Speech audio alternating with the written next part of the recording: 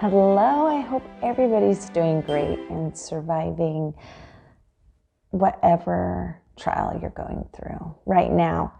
I have to give credit to my husband, Steve, for this one because this was one he brought to my attention. And we were talking about in John chapter 6, and in there when Jesus is feeding the 5,000.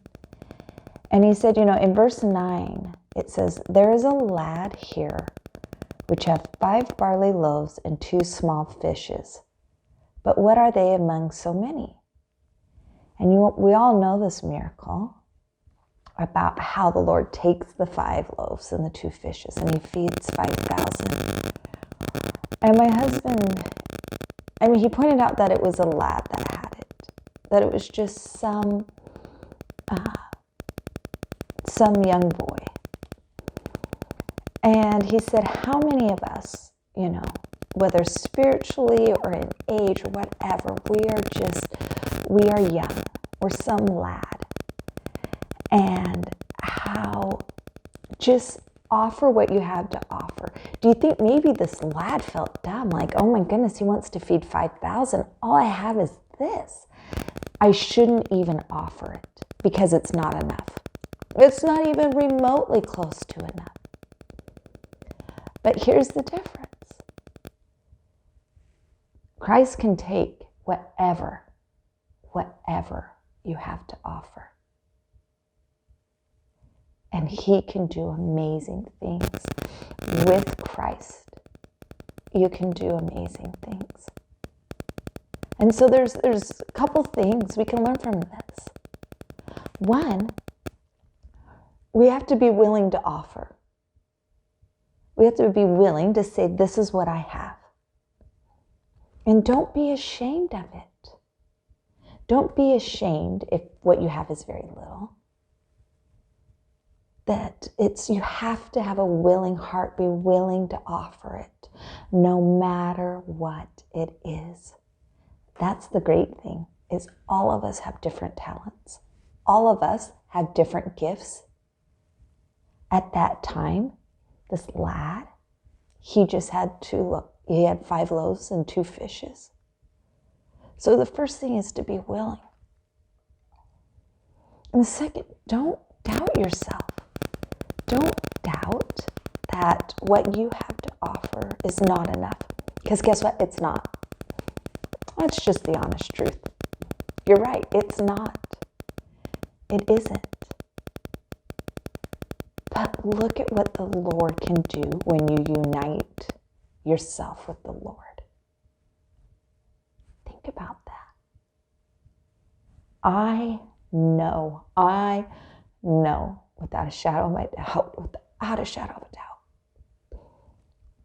that I've been able to do the things I've done because I've united with the Lord. When my husband died, and I'm like, I can't do this. I cannot be a single mom with 5 kids. I just can't do this. I can't do this emotionally. I can't do this. But here's the thing is, but I trusted in the Lord. And when I united myself with the Lord, I could do it.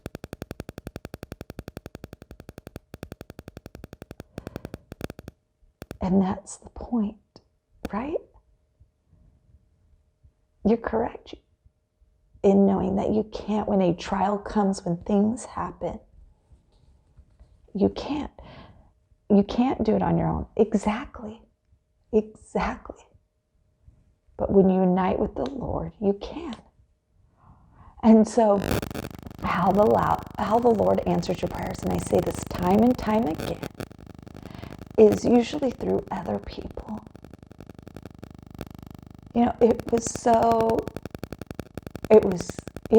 Everybody keeps going, oh my goodness, Houston, you keep going through trials. Oh my goodness. And it's fascinating because they're natural disasters. But how you see us, answer prayers of each other. by, me telling my neighbor, hey, I have a plumber coming. And when the plumber comes, go, can you just run over to my neighbor's house? Because I knew she couldn't get one. That the Lord does answer our prayers. And He makes us. He makes our efforts. He makes our talents. He makes everything we do that much greater. He inspires us to talk to someone or to do something or to, He does it. And I know He does it. Because I know me. And I know